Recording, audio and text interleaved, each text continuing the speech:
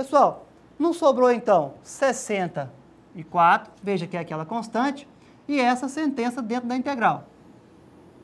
Simplificando isso aqui no que for possível, o que nós temos? Nós temos o quê? Que 64 é igual a quem? Nós podemos extrair essa potência pela raiz, vai nos sobrar somente cosseno de θ. E esse cosseno de θ que vai sobrar ou restar aqui no denominador, nós podemos simplificar por esse. Não é isso? E o que vai sobrar então? Vai sobrar simplesmente a integral de seno ao cubo de θ.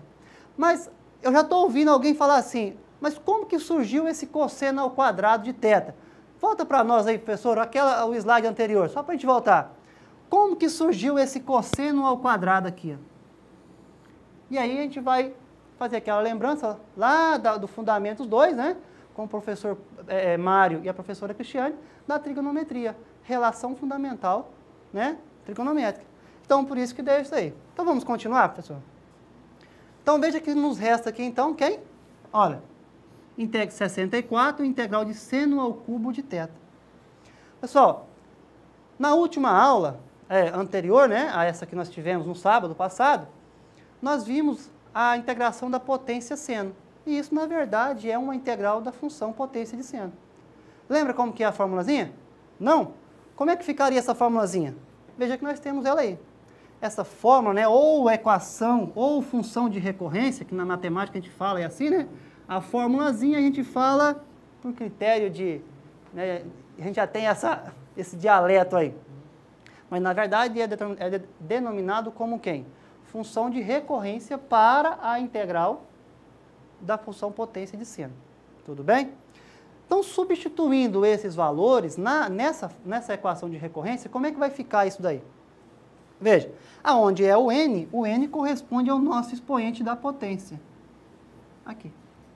Substituindo isso aí, pessoal, como é que vai ficar? Olha, menos 1/3 seno ao quadrado de θ multiplicado por cosseno θ, mais 2/3. E aí, o que mais? Resolvendo essa sentença aqui, nós vamos chegar a essa expressão de seno de θ. Por que seno θ? Porque se você pegar o expoente que nós temos aqui, 3, e subtraindo aqui, vai sobrar exatamente o expoente 1. Veja que nós resolvemos, mas ainda continuamos com a integral. A integral de quem? Da função seno de θ. Mais a função seno de θ, nós temos a integral imediata. Qual que é a integral imediata? A integral de função de seno. Como é que vai ficar essa sentença, então? Veja, se nós integrarmos isso daí, a integral da função seno é menos cosseno. Não é isso? Correto? Então, veja só, pessoal. Quando nós resolvemos isso aqui, nós chegamos a essa sentença. Correto? Só que nós temos que lembrar que a nossa função inicial, ela é dada em cima de quem? Ela é dada ou definida, né, em cima da variável x. Então, nós vamos ter que voltar a nossa função para a variável de definição. No nosso caso, a variável x. Então, vamos analisar novamente como é que ficaria isso aí. Se nós formos analisar novamente naquele triângulo retângulo, veja como é que ficaria. Lembra que esse aqui foi o triângulo retângulo proposto no início. Não é isso? Veja que nós trabalhamos aqui com seno θ e cosseno θ. Então, o que nós podemos estar fazendo? Quem vai ser o seno de θ? Seno θ e cosseno θ vai ser quem?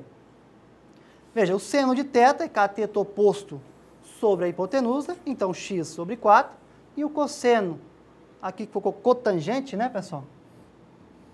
Aqui ficou uma cotangente, que é quem? Raiz de 16 menos x quadrado sobre 4. Não é isso? Bom, agora nós vamos substituir esses valores lá naquela integral que nós definimos. Substituindo esses valores, veja só, pessoal, como que ficou isso daqui. 64, veja que no lugar desse seno ao quadrado de θ, nós substituímos pelo valor de seno. Se é seno ao quadrado, vai ser esse valor também ao quadrado. Isso aqui multiplicado pelo cosseno, que aqui se encontra, menos, veja, menos cosseno θ, qual é o valor de cosseno θ? Cosseno θ está aqui, ó. Não é isso?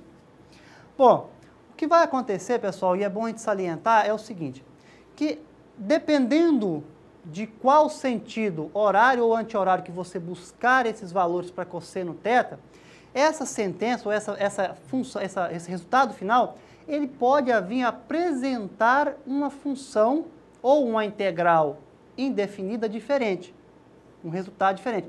Porém, quando você atribui valores para x, tanto para esse caso que nós definimos, ou para o outro caso, quando você assume no sentido anti-horário, para o cosseno de θ ou seno de θ, o que vai acontecer? Você vai ter uma sentença final diferente, mas atribuindo-se aos mesmos valores para x, vocês vão chegar no mesmo resultado.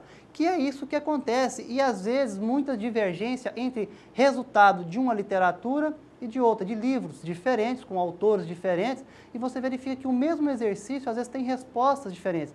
Mas quando atribui-se valores para eles, você vai verificar que as respostas são as mesmas.